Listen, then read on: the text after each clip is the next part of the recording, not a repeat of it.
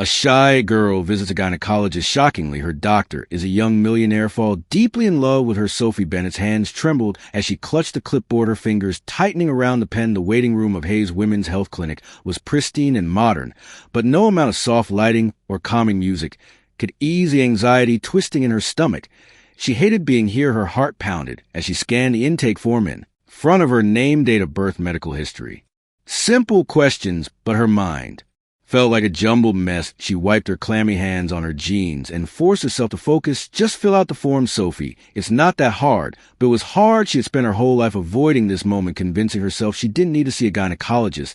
But after weeks of discomfort and late-night Google searches that only fueled her worst fears, she had finally caved. The receptionist had highly recommended Dr. Daniel Hayes, one of the best in the city. She hadn't thought much of it at the time. To her, a doctor was just a doctor, old, serious professional. But nothing could prepare her for what happened next. A nurse stepped into the waiting room holding a file. Sophie Bennett, not Sophie, nearly jumped. She swallowed hard, gripping her form like it was a lifeline. With wobbly legs, she stood and followed the nurse down a hallway. Her stomach churned as she passed closed exam rooms, a scent of antiseptic filling the air.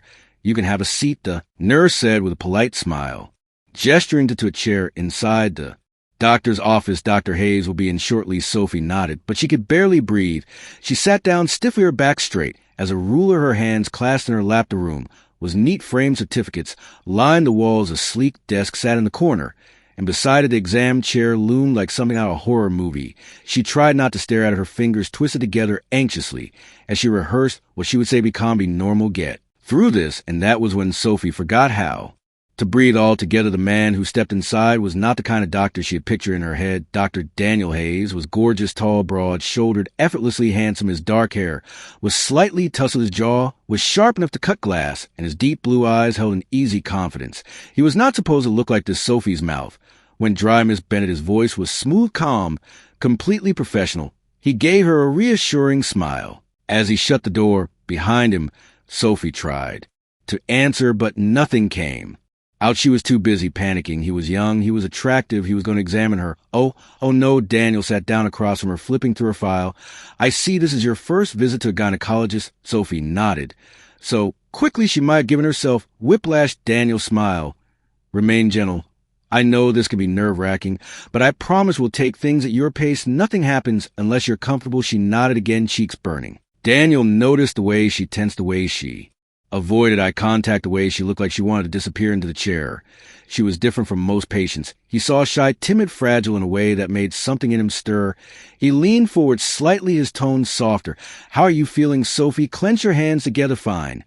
She lied. Daniel chuckled, a warm, easy sound. "You don't have to be nervous, I promise. I'm not that scary." Sophie begged to differ. He was terrifying, not because of who he was, but because of what he was making her feel. She had never reacted to anyone like this before, her heart racing, her palms sweating, her body hyper aware of his every move. And the worst part, Daniel noticed her body language, the way she avoided his gaze, the pink flush on her cheeks. She was adorable. Daniel had met thousands of patients, confident ones, nervous ones, even some who flirted shamelessly. But Sophie was different. Her vulnerability made him want to be careful with her. He had never been the type to mix emotions with work.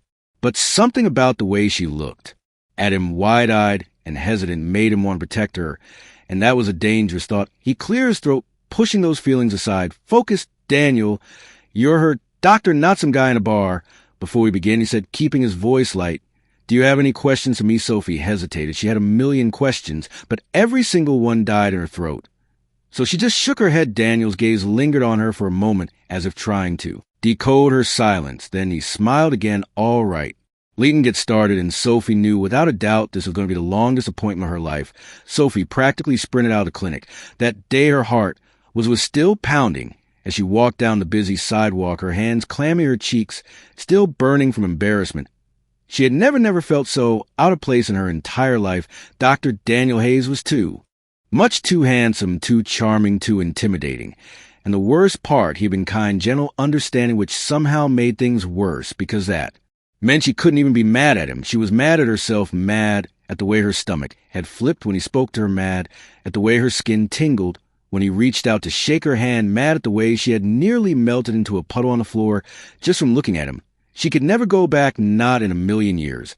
But fate, as always, had other plans for the next 2 weeks. Sophie ignored every call from the clinic. Her prescription needed to be adjusted, didn't care, she needed to. Schedule a follow-up, not happening. But then her symptoms started getting worse, and no amount of avoiding the problem was going to make it go away, which was how she found herself back in that same waiting room, gripping the arms of the chair. Like it was a lifeline this time, she silently prayed that maybe she'd get a different doctor, someone older, someone boring, someone who wouldn't make her entire brain short-circuit. But of course life hated her, because the moment the nurse called her name and led her back to the office, the person waiting for her was once again him, Dr. Daniel Hayes, looking as unfairly good as ever. He looked up for his file when she stepped in, and then he smiled. Sophie, he said, close in the folder. I was starting to think you were avoiding me. Her breath hitched. He noticed her stomach twisted as she quickly took a seat, keeping her gaze glued to the floor. I wasn't, she stammered, lying through her teeth. Daniel leaned forward, slightly resting his arms on the desk. His expression was gentle, amused, but also curious. You miss your follow-up, he said. And when we tried calling, you didn't answer. Sophie felt like she was dying. I got busy, she mumbled. Daniel didn't believe her for a second, but he let it slide instead. He studied her carefully, noticing the way she kept fidgeting with the hem of her sleeve, the way her shoulders were tense stiff. She was nervous. She had been nervous last time too, and somehow knowing that made something inside him soften. He had seen thousands of patients, but none like Sophie Bennett. There was something about her, something delicate, something that made him want to be careful, to move slowly, to make sure she felt safe. And that was a strange feeling he hadn't expected. Sophie, meanwhile, was trying not to pass out. Every second in this room felt like torture. She knew he was just doing his job, that he wasn't thinking about this the way she was, but it didn't matter. She had to get out of here as soon as possible. So the moment the appointment ended, she practically ran for the door, mumbling a thank you as she disappeared down the hall. And Daniel, for reasons he couldn't quite explain, felt a pang of disappointment as he watched her go. He didn't expect to see her again so soon, not outside the clinic, not in a completely different setting. But a few days later, as he stepped into his favorite cafe to grab a coffee before heading to work, his eyes landed on a familiar figure sitting by the window, curled up with a book. Sophie, she hadn't seen him yet. She was focused on a novel in front of her, occasionally tucking a strand of hair behind her ear, biting her lip in concentration.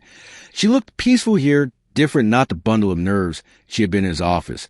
And for some reason that made Daniel hesitate, because suddenly she wasn't just a patient. She was someone he wanted to know, not just in a medical setting, not just as a name on a file, but as a person, as Sophie. He took a deep breath and walked over. Fancy seeing you here, he said, leaning slightly against the table. Sophie froze mid-sip, her eyes going wide. As she looked up for a moment, she just stared at him like her brain was still processing what was happening. Then she choked on her coffee. Daniel tried not to laugh. Sophie wanted to die because for the second time in a row, Dr. Daniel Hayes had completely caught her off guard.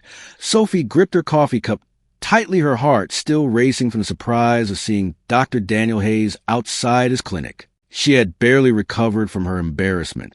And now, here he was standing in front of her, impossibly composed, his sharp blue eyes glinting with amusement. Hi, she stammered, wiping her mouth with the back of her hand. Daniel chuckled, sliding into the seat across from her, without waiting for an invitation. I had no idea you came here, he said, glancing around the cafe.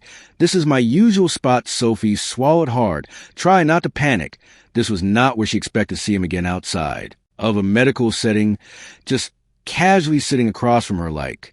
This was normal. I like the quiet, she mumbled, hoping he wouldn't notice as how nervous she was. Daniel smiled. Me too. And just like that, an easy silence settled between them. For the first time, Sophie allowed herself to actually look at him, really look at him. He was wearing a tailored dress shirt. The sleeves are all up to his elbows, revealing strong forearms. His watch looked expensive, his entire presence effortlessly polished, exuding wealth and confidence. He looked like someone who belonged to a completely different world than hers, and yet here he was sitting across from her, looking at her like she was the most interesting thing in the room. That thought terrified her. A few days later, Sophie's world shifted again.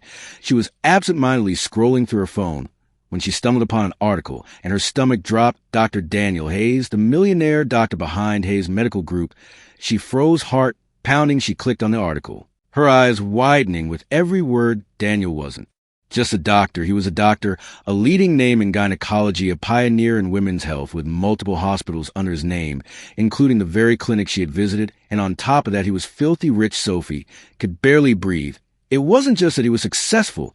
It was the fact that she had been so naive. She had let herself believe for even a second that he was just a normal person.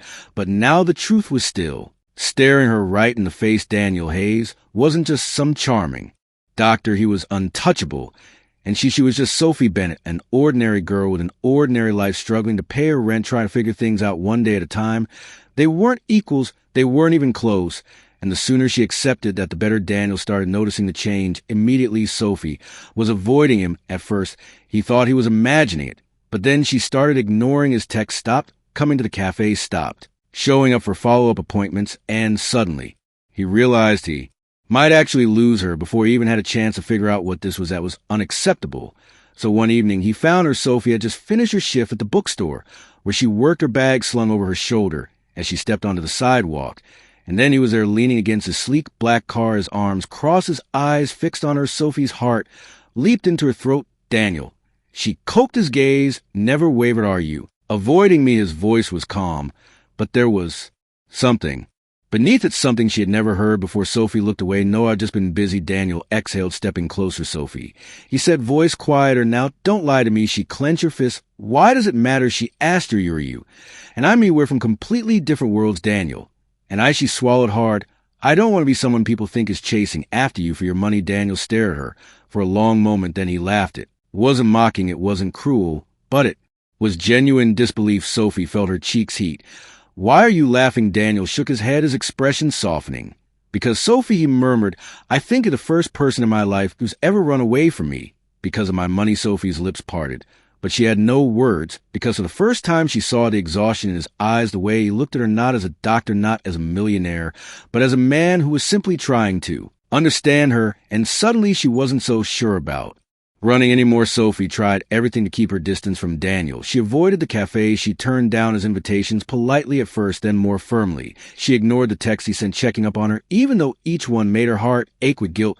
But no matter how hard she tried to shut him out, there was one thing she couldn't ignore herself, because every time she saw his name flash across her phone, her fingers itched to respond, because every time she walked past the clinic, she had to force herself not to look inside, because every time she closed her eyes at night, she saw his face, heard his voice, felt the warmth of his presence, and that terrified her, because Daniel Hayes wasn't just someone she could fall for, he was someone she could lose herself in, and that was even scarier than the idea of him walking away. So Sophie did the only thing she knew how to do. She ran. But Daniel didn't give up so easily. At first, he gave her space. He let her have time to process, to come to terms with whatever this was between them. But when the days stretched into weeks and Sophie still refused to let him in, he knew he had to do something. So he stopped chasing her, and instead, he simply showed up, not in a grand, dramatic way, but in small moments at the bookstore, where she worked, where he would occasionally drop by pretending to browse, while striking up casual conversation at the cafe, where he would sit in his usual spot, a quiet presence in her periphery, never pushing, just being there. And slowly it worked, because Sophie stopped avoiding him. She stopped making excuses. And one day she even found herself laughing at something. He said, a real, genuine laugh. And for the first time in weeks, Daniel saw a crack in her walls. But just as Sophie was starting to feel comfortable, he's starting to think that maybe this wasn't as impossible as she thought. Something happened that changed everything. It was late. She had stayed at work longer than usual, her head pounding, her limbs heavy with exhaustion. She hadn't been feeling well all day, but she pushed through it, telling herself it was just a little fatigued, that she would be fine once she got home. But as she stepped onto the sidewalk, the world tilted, her vision blurred, her knees buckled, and then everything went black. The next thing she knew, she was somewhere, warm, soft sheets beneath her, the steady beep of a monitor in the background. Slowly, she opened her eyes, only to be met with the last person she expected to see, Daniel, sitting beside her bed in the hospital, his elbows resting on his knees, his face drawn with worry. The moment he saw her awake, he exhaled sharply, relief flooding his features. Sophie, he murmured, you scared the hell out of me. Her throat was dry. What happened? You collapsed on the street. He said, voice tight to pass her, but I called an ambulance. When I found out you were here, I swallowed hard. I came as fast as I could. Sophie blinked, slowly trying to process his words. He came for her. He had dropped everything for her, and suddenly, all the walls she had built, all the reasons she convinced herself to stay away from him, they didn't matter anymore. Sophie woke up to the soft glow of hospital lights and the distant murmur of voices outside the room. Her body felt heavy, her limbs weak, but it was the warmth beside her that made her turn her head. And that was when she saw him, Daniel, sitting next to her bed, elbows resting on his knees, his hands clasped together. His usually sharp, confident features were drawn with exhaustion and concern, His dark hair, slightly tousled as if he'd been running his hands through it the moment her eyes fluttered open, he exhaled sharply, relief flooding his face. Sophia's voice was low, raw. "You scared the hell out of me," Sophie blinked slowly, her mind still catching up. What happened? Her throat was dry, her voice weak. Daniel leaned in slightly. As if needing to be closer, you collapsed on the street, his fingers curled into a fist. You had a high fever, you were dehydrated. Exhausted, pushing yourself too hard, Sophie. Swallowed, trying to sit up, but he was... Immediately there, his hand steadying her, supporting her, and for the first time she saw it, not pity, not responsibility, but something else entirely, something gentle, intense, unwavering, genuine care. Her chest tightened painfully. He shouldn't be here. He shouldn't look at her like that. Because if he did, she might start to believe it. She might start to believe that someone like him, someone who had everything, could actually want someone like her, and she couldn't afford that kind of heartbreak. So she did what she... Always did she push him away. "You shouldn't be here," she said, her voice barely above a whisper. Danielle, brows furrowed. What? Sophie forced herself to look away. "You don't have to do this." His jaw clenched. "Do what?" This, she gestured weakly around the room. "Taking care of me, sitting here all night, acting like I mattered." Daniel's entire body went still, and then his expression darkened. "So," he said, his voice suddenly low and sharp, "you think I'm here out of obligation?" She opened her mouth, then closed it again. Because yes, that's exactly what she thought. And that thought terrified her. She didn't want to be his burden. She didn't want to be the girl he felt sorry for. So she forced herself to say it. "I don't need your charity." Daniel's eyes flashed with something she had never seen before. Frustration, anger, something deeper. "This isn't charity, Sophie," he said, voice tight. "This is me caring about you." She let out a short, breathless laugh. "Why?" Danielle, fingers curled at his sides. "What do you mean, why me?" She whispered. "You have everything, money, success, women who would do anything to be with you." Her throat tightened. "So why are you here?" His breath hitched, and then he finally said it. "Because I like you, Sophie." Sophie's heart stopped. The words hung between them, heavy, impossible to ignore. But before she could even process it, before she could let herself believe it, the fear took over again. She shook her head, her fingers gripping the hospital blanket. "No," she said, her voice barely holding. "Together, that doesn't make sense."